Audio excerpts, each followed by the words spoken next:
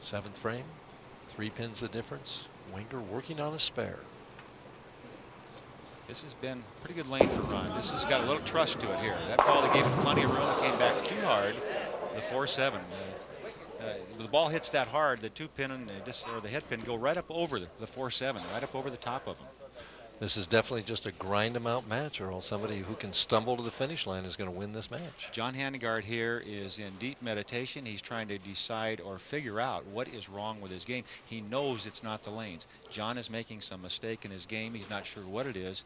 I can tell you, he's sitting down at the foul line. If he can correct that, get his shoulders out front, he'll start making better shots. At the 4-7, has the spare. 5 pins is the difference right now, but both players struggling. Handegard especially struggling on the right lane. I think he moved over just looking at how he set up his feet there. Look at his career earnings on the senior tour, $327,000.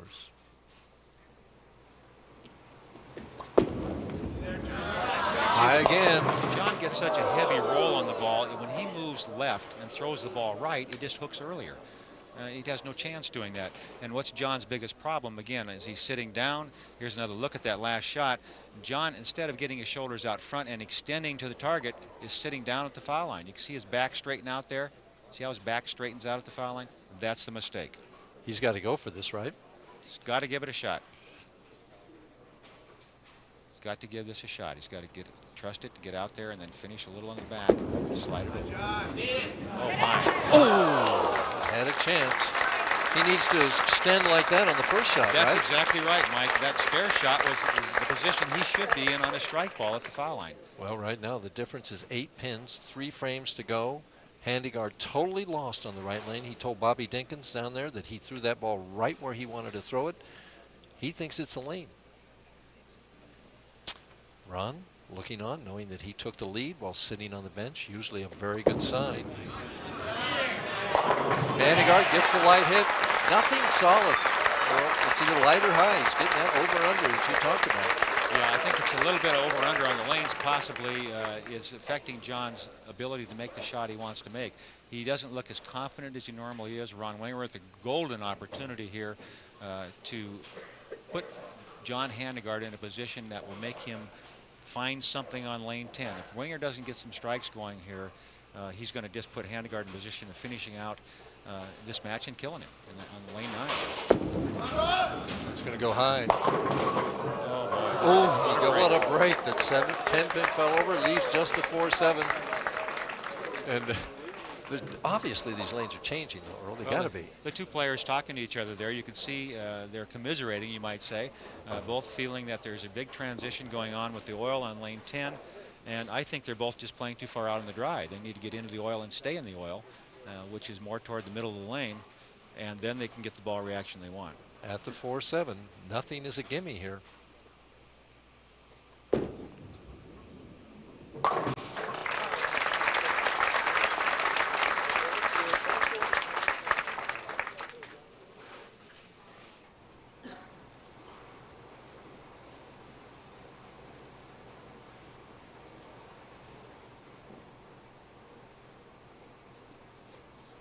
Ninth frame. On his good lane. Will it get up there? Yes. Finally a strike. We haven't had one in a while. Well, the key obviously is who's going to bowl the best on lane 10.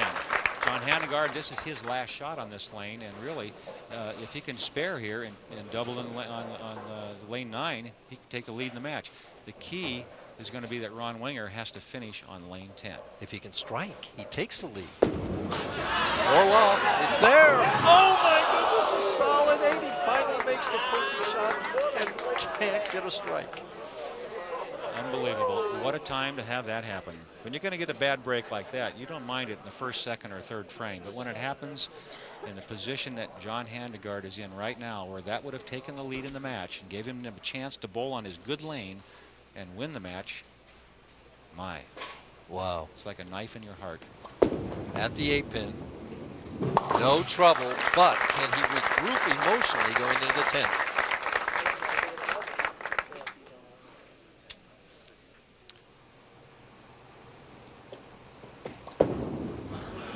Has to hurry, and does. Still alive, Earl.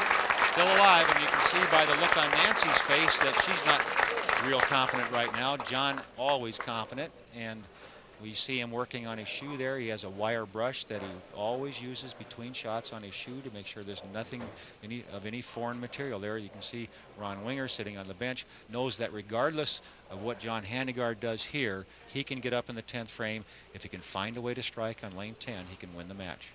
This is for the lead in the match. Trying for his first double. Perfect.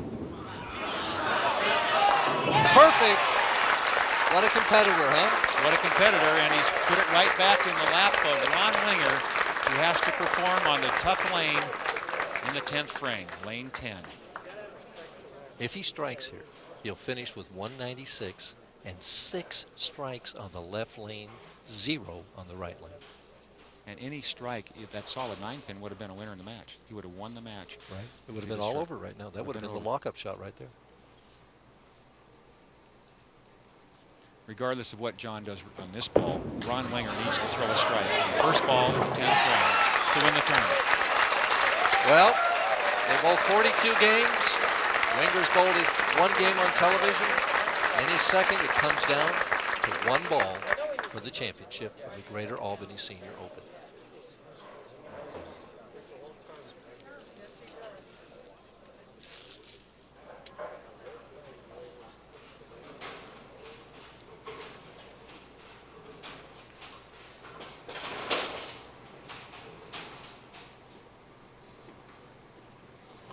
For the win.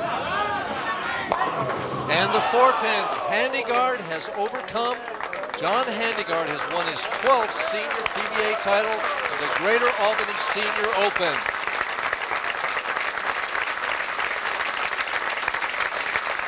The disappointment on Winger's face. He's going to finish second, make $4,100. John Handegard has won this tournament, bowling a game under 200 when he averaged